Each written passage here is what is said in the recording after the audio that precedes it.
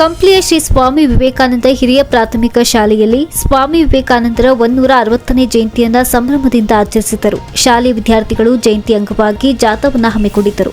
ನಂತರ ಕೋಟೆಯ ಮುಂಭಾಗದಲ್ಲಿ ಜರುಗಿದ ಕಾರ್ಯಕ್ರಮದಲ್ಲಿ ನಿವೃತ್ತ ಶಿಕ್ಷಕ ಫಣಿ ಸೋಮಪ್ಪ ಅವರವರು ಮಾತನಾಡಿ, ಇಂದು ಸ್ವಾಮಿ ವಿವೇಕಾನಂದವರ ಜಯಂತಿ ಅಂಗವಾಗಿ ರಾಷ್ಟ್ರೀಯ ಯುವ ದಿನ ಆಚರಣೆಯನ್ನ ಮಾಡುತ್ತಿದ್ದೇವೆ. ವಿವೇಕಾನಂದ ನುಡಿಮುತ್ತುಗಳನ್ನು ವಿದ್ಯಾರ್ಥಿಗಳು ಜೀವನದಲ್ಲಿ ಅಳವಡಿಸಿಕೊಳ್ಳಬೇಕು. ಸ್ವಾಮಿ ವಿವೇಕಾನಂದರು ಭಾರತಕ್ಕೆ ಮಾತ್ರವಲ್ಲದೆ ಪ್ರಪಂಚದ ಇತರೆ ದೇಶಗಳಿಗೂ ಸಹ ಅವರ ತತ್ವಗಳು, ಬದುಕಿನ ಹಾದಿ, ಯುವ ಜನತೆಗೆ ನೀಡಿದ ಸ್ಫೂರ್ತಿ, ಅವರ ಜೀವನದ ಕರೆಗಳಿಂದ ಅವರು ಇಂದಿಗೂ ಎಂದೆಂದಿಗೂ ಪ್ರಪಂಚದ ಆಧ್ಯಾತ್ಮಿಕ ಗುರು, ಆದರ್ಶ ವ್ಯಕ್ತಿಯಾಗಿದ್ದಾರೆ. ಯುವ ಜನತೆಗೆ ನೀಡಿದ ಅವರ ಕರೆ, ಏಳಿ ಎದ್ದೇಳಿ, ಗುರಿ ಮುಟ್ಟುವ ತನಕ ನಿಲ್ಲದಿರಿ ಎಂಬುದು ಸರ್ವಕಾಲಕ್ಕೂ ನೆನೆಯುವ, ಯುವಕರನ್ನ ಒಳ್ಳೆ ಕೆಲಸಗಳಿಗೆ ಬಡಿದೆಚ್ಚರ ಮಾಡುವ ವ್ಯಾಖ್ಯವಾಗಿದೆ.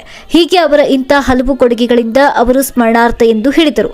ನಂತರ ಮುಖ್ಯ ಗುರು ಬಡ್ಗೇರ್ ಜಿಲಾನಾ ಸಾಬ್ ಮಾತನಾಡಿ, ವಿವೇಕಾನಂದರ ಕೊಡುಗೆ ಸೇವೆಗಳ ನೆನಪಿಗಾಗಿ ಅವರಿಂದ ಸದಾ ಸ್ಫೂರ್ತಿಯಾಗಿರಲು ಅವರ ಜನ್ಮದಿನವನ್ನ ನ್ಯಾಷನಲ್ ಯೂತ್ ಡೇ ಎಂದು ಆಚರಣೆ ಮಾಡಲಾಗುತ್ತದೆ.